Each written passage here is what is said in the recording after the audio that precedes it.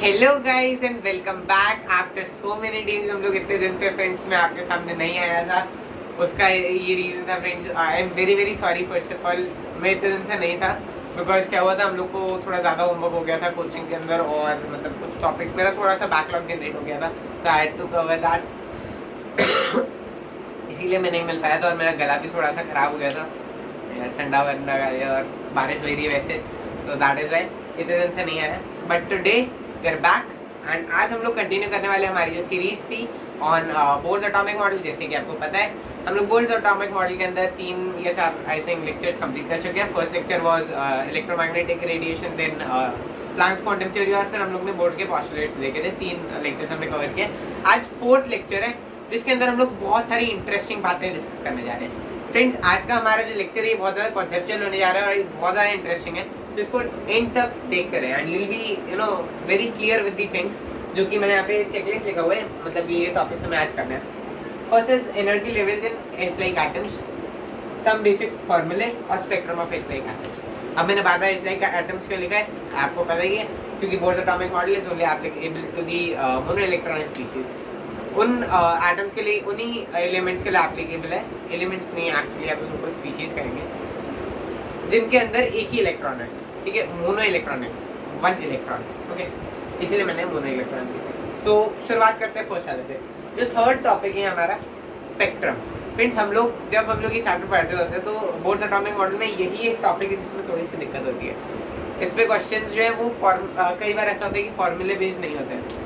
ऐसा बहुत सारी जगहों पर है। जेई के अंदर हम लोग जब जेई का सिलेबस देखेंगे उसमें बहुत सारे टॉपिक्स ऐसे हैं जिनमें फॉर्मूले तो एग्जिस्ट करते हैं बट क्वेश्चंस ऐसे नहीं आते जेई के अंदर या मतलब एडवांस के अंदर जिसके अंदर हम लोग डायरेक्टली फॉर्मूला अप्लाई करके क्वेश्चन सॉल्व करते हैं। ऐसा क्वेश्चन लॉलीपॉप क्वेश्चन ऐसा नहीं मिलता है। जैसे आपने मोल कॉन्सेप्ट में भी, अगर हो सकता है आपकी स्कूल में पढ़ाया गया हो, तो आपने मोल कॉन्सेप्ट में देखा होगा कि जो कॉन्सेंट्रेशन टर्म्स है उनके अंदर भी फॉर्मूले तो दिए गए हैं बट कुछ क्वेश्चंस जैसे कि conversion of molarity into molarity और वाइस वर्सा, वो वाले क्वेश्चंस फॉर्मूला बेस्ड नहीं है। उसमें आपको बेसिक जो चीज़ है वो पता होनी चाहिए। That means you need to you'll be able to solve the question only if you know the unitary method and you know the concept। अगर आपको वो चीज़ पता होगी कि मोलारिटी या मोलारिटी होता क्या तब आप सॉल्व कर पाएंगे उस चीज़ को। अरे जस्ट लीव इट।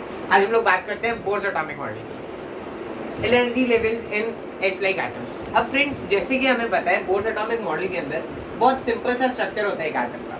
क्या होता है उसमें, एक तो न्यूक्लियस होता है और साइड में कुछ ऑर्बिट्स होते हैं, सर्कुलर ऑर्बिट्स होते हैं जिनको हम लोग K shell, L shell, M shell ऐसे करके डिनोट करते हैं। तो first energy level, second energy level, इसको हम लोग n इक्वल्स टू 1 या n इक्वल्स टू 2 ऐसे करके ऐसे डिनोट करते हैं शेल नंबर को। यहाँ पे 1 और 2 जो है ये शेल नंबर है, ओके, इस तरीके से हम लोग डिनोट करते हैं। अब फ्रेंड्स इसके अंदर क्या होता है, इनको हम लोग एनर्जी लेवल्स क्यों बोलते हैं, इसलिए बोलते हैं क्योंकि इनके अंदर ये अलग अलग एनर्जीज को रिप्रेजेंट करता है। फर्स्ट जो शेल है उसकी कुछ एनर्जी होती है, उसके अंदर इलेक्ट्रॉन की कुछ एनर्जी होती है। सेकेंड शेल के अंदर इलेक्ट्रॉन की कुछ एनर्जी होती है। दैट मीन्स बेसिकली क्या होता है, जो अगर एटम है, एटम के अराउंड अलग अलग शेल्स हैं। हर शेल में जैसे जैसे इलेक्ट्रॉन मतलब जिस शेल में, फॉर एग्जांपल फर्स्ट शेल में, तो उसकी कुछ एनर्जी है, कुछ एनर्जी के साथ में वो शेल में एग्जिस्ट करता है। अब एनर्जी क्यों है, कैसे है, उसके लिए एक स्केल है, बहुत इंपॉर्टेंट स्केल है एनर्जी स्केल। ऐसे डायरेक्टली तो आपको कोई मतलब एनसीईआरटी में नहीं लिखा है एनर्जी स्केल करके ऐसा, but this is a conceptual thing जो कि हमें पता होना चाहिए। अब क्या, जब एनर्जी जो होती है इलेक्ट्रॉन की वो 0 होती है, इसका मतलब क्या होता है, इसमें हमें ये नहीं सोचना ऐसा क्यों है कैसे है, बस अभी ये ध्यान रखना है कि ऐसा है कि जब एनर्जी इलेक्ट्रॉन की 0 होती है तो वो at n equal to infinity पर होता है। आप सोचेंगे n इक्वल टू इन्फिनिटी क्या हुआ, हमने तो पढ़ा था हाइड्रोजन एटम के अंदर एक ही वो होता है। हो सकता है आप में से कुछ जानते हो कि जो एटम होता है उसके अंदर इन्फिनिट नंबर ऑफ ऑर्बिट्स होते हैं। हमें 10th तक आधी अधूरी इन्फॉर्मेशन दी जाती है बट 11th में we are able to see the real things, see the things in the real world. तो बेसिकली क्या है कि जो एटम होता है ना उसके अंदर इन्फिनिट नंबर ऑफ शेल्स होते हैं। फर्स्ट शेल होता है, सेकंड शेल होता है, 4th 5th 6th 7th 8 till infinity. हमें नहीं पता, हम आज तक काउंट नहीं कर पाए कितने शेल्स होते हैं एक एटम के अंदर।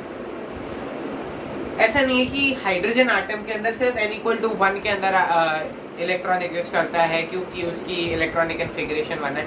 अब जो हमने इलेक्ट्रॉनिक कन्फिगरेशन पढ़ी थी जैसे कि सोडियम की 281 और बाकी मतलब ऐसी इलेक्ट्रॉनिक कन्फिगरेशंस, ये सब हमें भूल जाना है। We need to learn the new things जो कि हमें बताई जाएंगी 11th में। हम आराम से उससे कोप अप कर लेंगे। शुरुआत में थोड़ा सा ऐसा लगता है यार ज़्यादा है, बट आराम से बहुत सिंपल होती है इलेक्ट्रॉनिक कन्फिगरेशन। जब हम क्वांटम मॉडल करेंगे उस टाइम पे आई विल डिस्कस दैट। तो इसलिए हमें 10th वाली चीज़ों को यार दिल पे नहीं लेना है। हमें ये नहीं सोचना यार हमें तो ऐसा बताया था, ये तो झूठ था, वो ऐसा था। नहीं, हमें पता है क्या होता है। जब हमें आप सोच रहे होगे कि हमें ये रुदरफोर्ड मॉडल क्या पढ़ाया गया, फिर बाकी जो भी मॉडल्स है जे थॉमसन का, उसके अलावा डाल्टन्स एटॉमिक थ्योरी, ये क्यों बताया गया जबकि ये सारे फेलियर्स थे।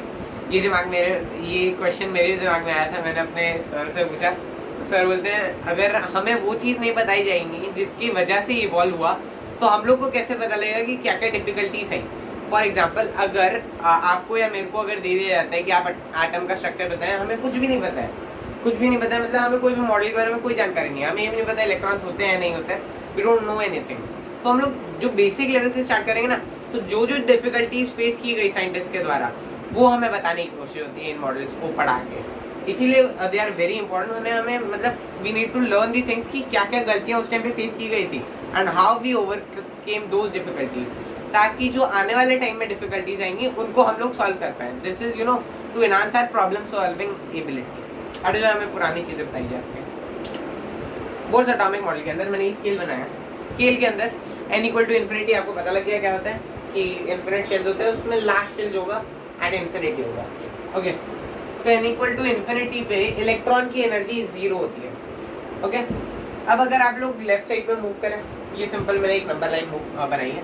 राइट साइड में होता है positive numbers, okay, left side में होते हैं नेगेटिव नंबर्स। ये तो हमें पता है बेसिक चीज।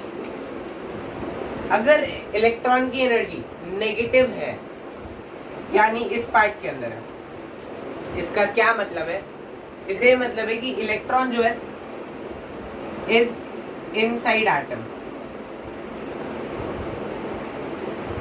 इलेक्ट्रॉन एटम के अंदर है, यानी एटम की फोर्सेस ऑफ अट्रैक्शन, एटम नहीं न्यूक्लियस की फोर्सेस ऑफ अट्रैक्शन इलेक्ट्रॉन पर एप्लीकेबल है, उस पर काम कर रहे हैं। यानी इलेक्ट्रॉन जो है वो बाउंड है, ठीक है, मतलब वो एक फिक्स्ड लोकेशन पे मौजूद है, ठीक है, वो एक जगह पर है।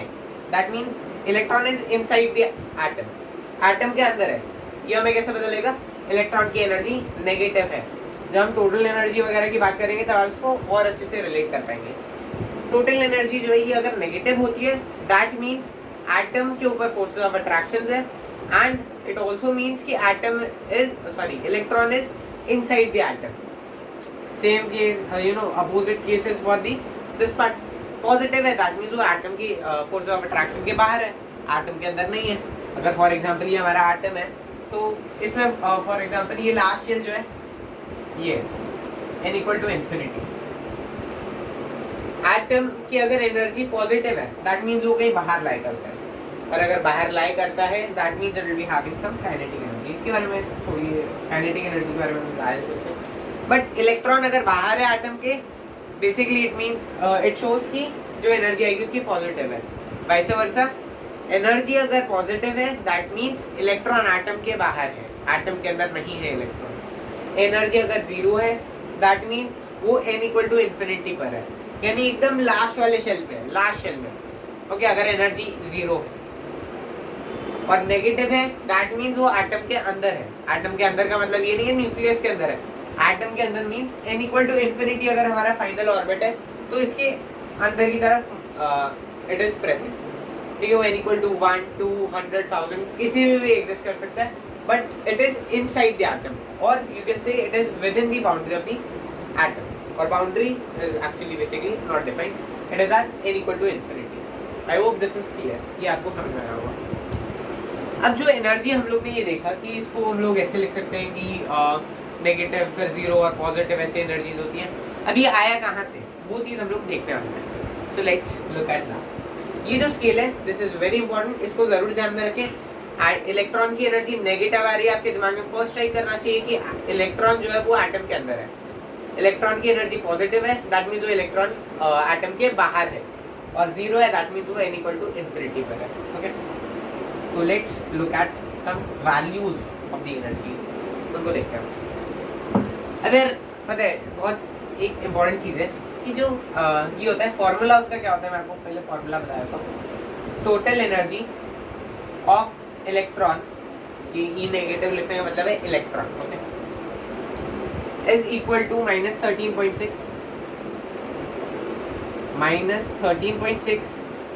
Into Z square. अब जेड क्या है मैं बताता हूँ, by n square. In electron volt से आप अगर इसको दूसरे में कन्वर्ट करें तो उसको 1 electron volt is equal to 1.6 into 10 to the power -19 joules. उससे आप जूल्स में कन्वर्ट कर सकते हैं. ज़्यादा नहीं सोचना इस बारे में. हमें इंपॉर्टेंट चीज़ ये फार्मूला याद रहना चाहिए. This formula is very very important. ये हमें जरूर बताना चाहिए. बहुत सारे क्वेश्चन में इसका एप्लीकेशन है. बोर्ड एटॉमिक मॉडल से मोस्टली इस पर क्वेश्चन आते हैं, एनर्जी पर या तो रेडियस पर. So -13.6 multiplied by Z square n square. Z क्या है हमारा एटॉमिक नंबर, एटॉमिक नंबर है. एन हमारा है शेल नंबर. शेल कौन कौन से, ये वाले 1 2 3 4 वो वाले. एन जो होता है ये हमेशा होल नंबर होता है, जेड भी होल नंबर होता है हमेशा. एक्चुअली शेल नंबर को हम लोग नेचुरल नंबर बोलेंगे क्योंकि 0 नहीं हो सकता ना शेल नंबर. शेल नंबर 0 तो it does not exist. Z equal to 0 भी एग्जिस्ट नहीं करता है, वो भी नेचुरल नंबर है. ओके, इसकी भी वैल्यू 1 2 3 4 है. एटॉमिक नंबर जैसे कि हाइड्रोजन का एटॉमिक नंबर होता है 1. फिर ऐसे अब मतलब atomic number means number of protons present in the atom. फिर हीलियम का 2, लिथियम बेरिलियम 3 4 ऐसे करके their Z square by n square in electron volts. Okay, ये यूनिट हमें याद रखनी है. इलेक्ट्रॉन वोल्ट्स के अंदर ये यूनिट है.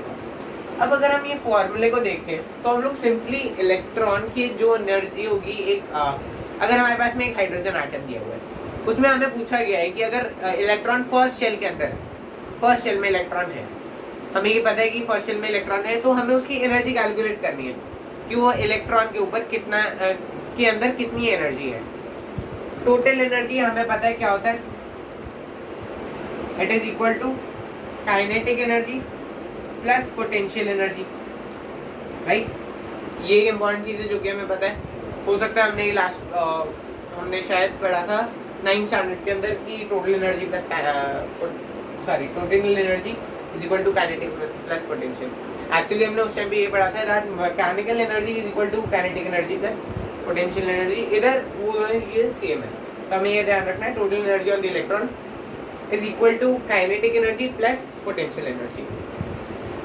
अब इसका क्या एप्लीकेशन है इसके अंदर, सो सिंपल आंसर नहीं, हमें फॉर्मूला ध्यान में रखना है और हमें इसका एप्लीकेशन आना चाहिए. फॉर एग्जांपल मैं बात कर रहा था कि अगर हमें एक हाइड्रोजन आटम दिया हुआ है और हमें बताया n इक्वल टू 1 में इलेक्ट्रॉन है. अब हमें पूछा गया है कि इलेक्ट्रॉन की एनर्जी कितनी है n इक्वल टू 1 के अंदर. तो बहुत सिंपल है, हम लोग इस फॉर्मूले को अप्लाई करेंगे. हमें क्या बताया हुआ है, n equal to 1. Okay, z यानी एटॉमिक नंबर, हाइड्रोजन मैंने बोला. हमेशा क्वेश्चन में देखें एटम कौन सा स्पेसिफाई किया गया. अगर लिथियम है तो हम लोग 3 लेंगे, बेरिलियम है 4 लेंगे, हीलियम है तो 2 लेंगे. z की वैल्यू, z इसके अंदर क्या होगा, z 1 होगा क्योंकि हाइड्रोजन आटम है. तो इसमें अगर हम वैल्यू पुट करें तो -13.6 into 1 square by 1 square in electron volts, तो सिंपली वो आ जाएगा -13.6 इलेक्ट्रॉन वोल्ट्स.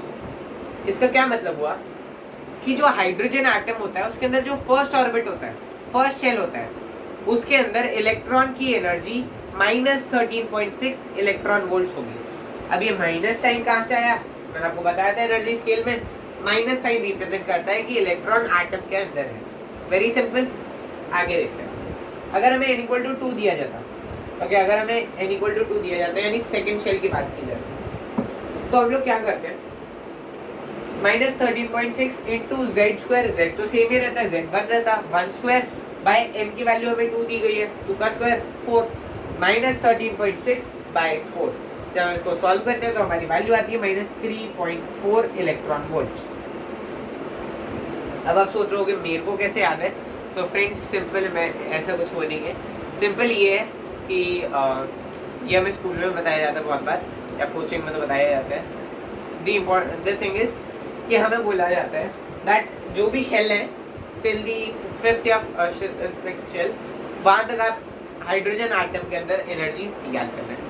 अब वो बोलते हैं उसका क्या सिग्निफिकेंस है वो मेरे को नहीं पता, but let me tell you, जब मैंने क्वेश्चन सॉल्व किए after memorising that, it is very easy यार। मतलब अभी मैं आपको ऐसे लिख के बताऊंगा, आप सोचोगे यार ये ऐसे ऐसे नंबर्स आ रहे हैं।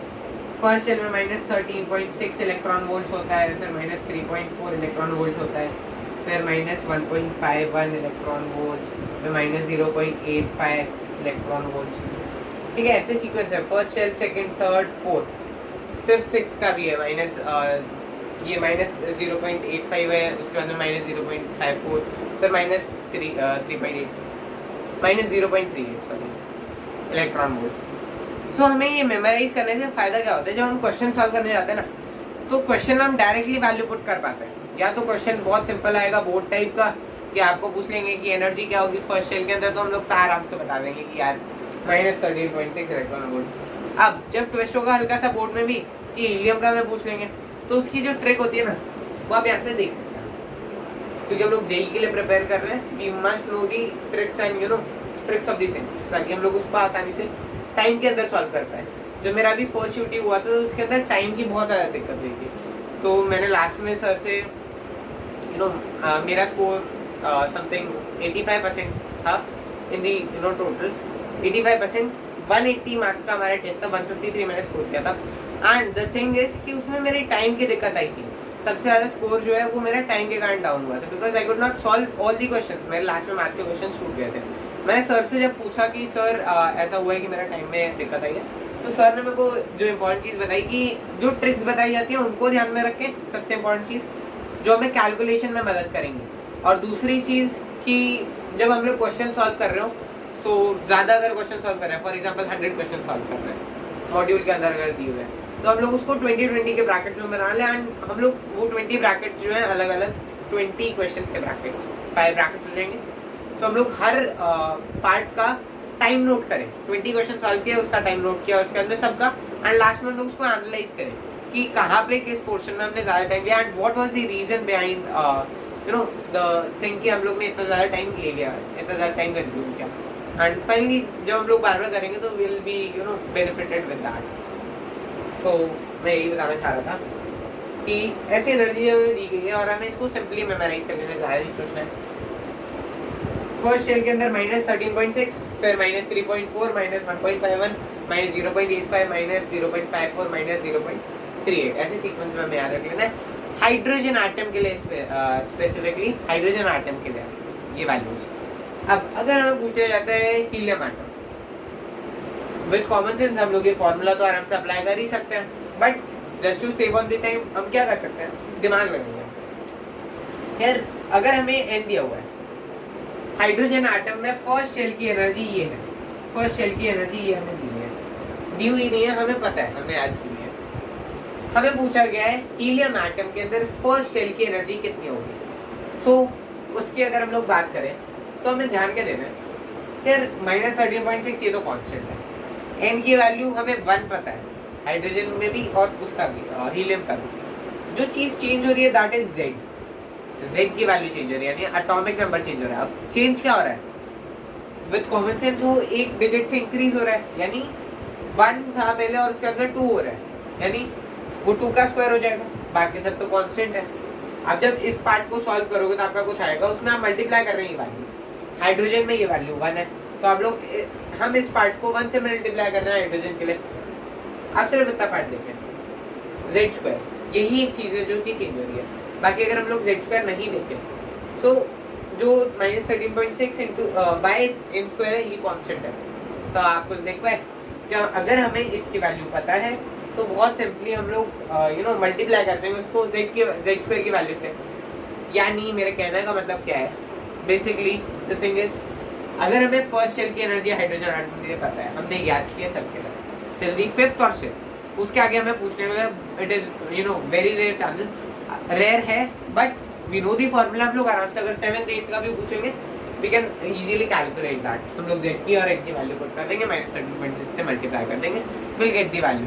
But to reduce the time in the calculation हम लोग ने ये वैल्यूज याद किया, इससे हम किसी भी एटम, किसी भी मोनो इलेक्ट्रॉनिक स्पीशीज के अंदर एनर्जी निकाल सकते हैं with you know saving the time.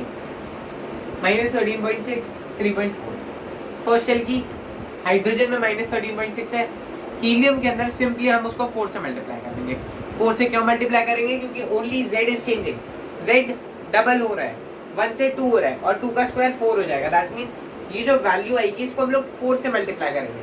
अब अगर हमें क्या आता है n = 2 है, सेकंड शेल का पूछा जा रहा है हीलियम के अंदर, हमें सेकंड शेल हाइड्रोजन का पता है, हम लोग सिंपली उसको 4 से मल्टीप्लाई कर देंगे। Very simple. एक और बार रिपीट कर देते हैं। हमें हाइड्रोजन आटम के अंदर सारी एनर्जी लेवल्स के एनर्जीज याद है। हमें पूछा गया है हीलियम का। हीलियम में फॉर एग्जांपल n = 3 का हमें एनर्जी पूछा गया है कि उसमें इलेक्ट्रॉन की एनर्जी कितनी होगी। व्हाट विल डू इज हम लोग हाइड्रोजन आटम के थर्ड शेल की एनर्जी जो हमें याद है हम लोग वो लिखेंगे and will multiply it by 4। Why? क्योंकि हमें पता है कि -13.6 बाय n² for the same value of n, यानी n की सेम वैल्यू n = 3 के लिए ये कांस्टेंट वैल्यू आएगी, कुछ भी आएगी बट ये this will be constant, multiplied by z²। z है जो कि चेंज हो रहा है, जब z चेंज होता है दैट मींस 3 आ जाएगा, 3 3 सा 9, oh sorry, in helium atom it is 2 2 2 सा 4, दैट मींस 4 से हम लोग मल्टीप्लाई करेंगे इस वैल्यू को -13.6 बाय n²। अब -13.6 बाय n² की हमें वैल्यू पता है, वो फॉर n मैंने यहाँ पे स्पेसिफाई कर दिए कि फर्स्ट जो शेल है उसके अंदर -13.6 है, देन सेकंड के लिए -3.4 और सो ऑन, आगे भी ऐसे वैल्यूज। सो हम लोग सिंपली उसको 4 से मल्टीप्लाई कर देंगे। The trick is next for the helium also. Helium के लिए हम लोग क्या करेंगे, z की वैल्यू चेंज होगी, z की वैल्यू 3 हो जाएगी, 3 का स्क्वायर 9 होता है, दैट मींस हमें जो वैल्यू है उसको 9 से मल्टीप्लाई करना है। हीलियम के n = 1 में उतनी एनर्जी होगी जितनी you know it will B multiplied by 9, -13.6 multiplied bye 9 will give us the energy of first shell in lithium atom.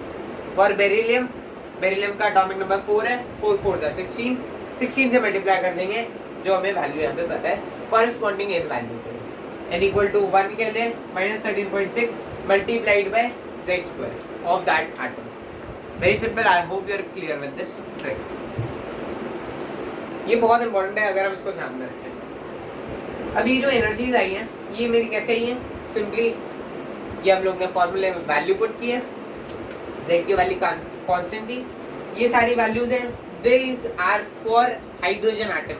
ये जरूर ध्यान में रखें क्योंकि हाइड्रोजन आटम के अलावा अगर हम लोग कोई और आटम का सोच लेते हैं कि हीलियम का है तो हमारी पूरी कैलकुलेशन बर्बाद हो जाएगी। हमें बस इतना याद रखना है ये हाइड्रोजन आटम के लिए हमें याद है, एंड हाइड्रोजन के अंदर एनर्जी लेवल्स जो है उनकी वैल्यूज को यूज करके हम लोग बाकी एटम्स के बाकी मोनोइलेक्ट्रॉनिक स्पीशीज के अंदर इलेक्ट्रॉन की एनर्जी की वैल्यू कैलकुलेट कर सकते हैं। बस इतना ध्यान में रखें और ये वैल्यूज हमें पता होनी चाहिए। ओके, यही कैसे वैल्यू पुट करते गए, z हमारा 1 था, कांस्टेंट था फॉर हाइड्रोजन आटम, और n की वैल्यू बढ़ते जा रही तो हम लोग ने -13.6 बाय n² से उसको सॉल्व कर दिया और धीरे धीरे हमारी वैल्यू जाती है। ओके, तो हम लोग किसी की भी अगर वैल्यू निकालेंगे तो हम लोग का हो जाएगा, और मैंने आपको यहाँ पे 2 एग्जांपल्स भी दिखा दिए। I hope this thing is clear. So अब हम बात करते हैं एनर्जी लेवल्स के अंदर एक इम्पॉर्टेंट चीज़ है जो कि मोस्ट ऑफ द टाइम्स मतलब अगर ऐसे थियोरेटिकल MCQ आएगा कि मार्क द करेक्ट स्टेटमेंट, वैसे वाले के अंदर हम लोग बता पाएंगे, मतलब वैसे वाले में बेसिकली आ सकता है। क्या होता है, हमें क्या पता है, हमने क्या चीज़ नोटिस की, ये n = 1 है, फर्स्ट शेल है। आप सोचोगे मैंने स्ट्रेट क्यों बनाया, वो यू नो सिंप्लीफाई करने के लिए हम लोग स्ट्रेट लाइन से रिप्रेजेंट कर देते हैं बहुत बार। NCERT में भी देखेंगे तो जो स्पेक्ट्रम वाला पार्ट है उसमें से देखो, उसकी हम बात करेंगे। स्ट्रेट लाइन से रिप्रेजेंट कर रहे हैं हम लोग शेल। ठीक है, हम लोग यहाँ पे तीन शेल्स जो है वो बनाए, ये n = 1 है, ये n = 2 है, ये n = 3 है। ओके, अब फर्स्ट शेल के अंदर एनर्जी कितनी है, -13.6 इलेक्ट्रॉन वोल्ट, और ये कौन सा आटम है, ये हाइड्रोजन आटम है। ओके, ये जरूर ध्यान में रखें, ये नहीं भूलना, -13.6 इलेक्ट्रॉन वोल्ट है हम लोग की फर्स्ट शेल के अंदर एनर्जी। सेकेंड वाले के अंदर हम लोग की एनर्जी है -3.4 इलेक्ट्रॉन वोल्ट। थर्ड वाले के अंदर हम लोग की -1.51 इलेक्ट्रॉन वोल्ट्स है, ये वैल्यूज है। अब आप अगर एक ट्रेंड नोटिस करें तो हमें क्या नजर आता है यार, यहाँ पे -13.6 है मैग्नीट्यूड, अगर आप देखें -13.6 है, यहाँ पर -3.4 और नेक्स्ट वैल्यू आती है -1.51। कहीं सीधी गैप, जब लोग फर्स्ट से सेकंड सेल में गए तो एनर्जी का गैप बहुत ज़्यादा है, इट इज़ क्लोज टू 12.09 के क्लोज है, 12.9 या sort of that, 12 electron volts का डिफरेंस है। But when we move from second to third, वही एनर्जी डिफरेंस 1.89 समथिंग का है। सो अब what you can notice is कि जब हम लोग फर्स्ट से सेकंड शेल में मूव कर रहे हैं तो एनर्जी गैप बहुत ज़्यादा है, फिर एनर्जी गैप 2 से 3 में डिक्रीज हो जाता है, फिर जब 3 से 4 में हम लोग जाएंगे n=4 में, इसमें एनर्जी और भी ज़्यादा कम हो जाएगी, -0.85। But what we can see is ये वाला जो गैप है, ये वाला इस गैप से कम होगा, ये वाला जो गैप है 1 और 2 के बीच में, ये वाला गैप सबसे ज़्यादा होगा। ओके, सो अगर मैं इसको असली तरीके से ड्रॉ करूँ जैसे होना चाहिए प्रैक्टिकली, तो वो कुछ ऐसा होगा, you will be very happy to see this. बहुत बढ़िया, ये हमारा न्यूक्लियस है, ऑब्वियसली H एटम है, H एटम ही नहीं हाइड्रोजन एटम है, ये फर्स्ट शेल, ये सेकंड शेल, ये थर्ड शेल, ये फोर्थ शेल, ये फिफ्थ शेल। तो ये सीधा क्या देखा हमने कि n=1 है, n=2 है, ये n=3, n4 and n5। Can you see the gap between the energy levels or the orbits is continuously decreasing। जैसे जैसे हम लोग इंफिनिटी की तरफ मूव करते हैं, n=∞ की तरफ, गैप डिक्रीजेस। अब ऐसा क्यों हो रहा है वो हमने देखा, क्योंकि एनर्जीज जो है यहाँ पर रिक्वायर्ड एनर्जी -13.6 है, इलेक्ट्रॉन की जो एनर्जी है वो -13.6 है, n=2 में -3.4 है, थर्ड शेल में -0.85, देन उसके बाद में धीरे धीरे कम होती चली जाती है, सॉरी थर्ड शेल में -1.5, फोर्थ में -0.85। सो गैप जो है ना वो धीरे धीरे कम होते चले जाता है। फर्स्ट और सेकंड में बहुत ज़्यादा गैप है, फिर सेकंड और थर्ड में थोड़ा कम, और third fourth fifth sixth and infinity तक जाते जाते तो लाइंस जो है वो मर्ज हो जाती है ऑलमोस्ट। तो ये बहुत ज़्यादा फैसिनेटिंग चीज़ है, और ऐसा इसके ऊपर बेस्ड क्वेश्चन हमारे मतलब जो थियोरेटिकल MCQs हैं उनके अंदर आ सकते हैं। तो हमें ये एक फैक्ट है जो हमें ध्यान में रखना है कि जैसे जैसे एनर्जी लेवल्स हम लोग ऊपर मूव करेंगे वैसे वैसे gap in energy levels it completely it decreases continuously। okay, so this is very fascinating। so हमने बात की energy levels in its like atoms. So हम लोग इसको कर देते हैं। अब हम लोग बात करेंगे सम बेसिक फॉर्मूले की in the next video. So friends, तब तक के लिए पढ़ना है और इस पे बेस्ड क्वेश्चन ज़रूर करना है, क्योंकि हम लोग जब क्वेश्चंस खुद से सॉल्व करेंगे will be able to do the things in a better manner and the things will be much more clear to us when we solve the questions. हमें क्वेश्चन ज़रूर सॉल्व करना है based on the energy levels, यानी हम लोग को अगर कोई इनिशियल की एनर्जी पूछी हुई है हम लोग उसको सॉल्व कर सकते हैं थोड़ा सा, and that's it. Next video में हम लोग बात करेंगे सम बेसिक फार्मूले। इसमें जो भी फार्मूले हैं जैसे कि रेडियस का, kinetic energy, potential energy, total energy, इनके फार्मूले टोटल एनर्जी का ये वाला मैंने बताया, बट दूसरा वाला -2 mkZe वो वाला जो फार्मूला है अभी k²z²e4/n²h²,